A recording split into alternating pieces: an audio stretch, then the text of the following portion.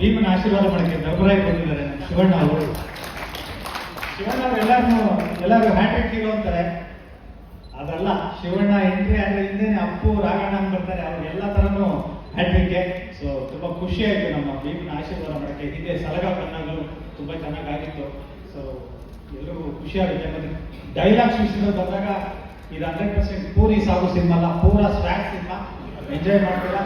ಮತ್ತೆ ಥ್ಯಾಂಕ್ಸ್ ಎಷ್ಟು ಹೇಳಿದ್ರು ಸಾಲಲ್ಲ ವಿಜಯ್ಗೆ. ಯಾಕಂದ್ರೆ ನಮ್ಮ ತರುಣ್ ಸರ್ ಹೇಳ್ದಂಗೆ ಯಾವ ಕಲಾವಿದರು ಅಂತಲ್ಲ, ಯಾರ ಕಣ್ಣಿಗೆ ಬಿದ್ದರೆ ಅವ್ರಿಗೆ ಸಿನಿಮಾ ಒಂದು ಹಸಿವಿದ್ರೆ ಅವ್ರನ್ನ ಕರ್ಕೊಂಡ್ಬಂದು ಬಣ್ಣ ಹಾಕಿ, ಸಾರಿ ಇದರಲ್ಲಿ ಯಾವುದೇ ಅಕ್ಷರಗಳಲ್ಲೂ ಮೇಕಪ್ ಇಲ್ಲ, ನಮ್ಮ ಕಲಾವಿದರಲ್ಲೂ ಮೇಕಪ್ ಇಲ್ಲ, ತುಂಬ ಒಳ್ಳೆ ಕಂಟೆಂಟ್ ಇರುವಂಥ ಸಿನಿಮಾ.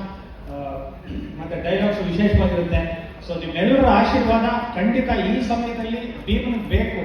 ಎಲ್ಲರೂ ಪತ್ರಕರ್ತರಿಂದ ಹಿಡಿದು ಸಿನಿಮಾ ಉದ್ಯಮದವರು ಮತ್ತೆ ಜನ, ಇವರೆಲ್ಲರ ಆಶೀರ್ವಾದ ಖಂಡಿತ ಈ ಸಿನಿಮಾಗೆ ಸಿಗುತ್ತೆ ಅಂತ ನಂಬಿದ್ದೀವಿ. ಸೊ ನಿಮ್ಮೆಲ್ಲರ ಆಶೀರ್ವಾದ ಇರ್ತೀವಿ. Thank you so much. Thank you Masti sir. ನಿಮ್ಮ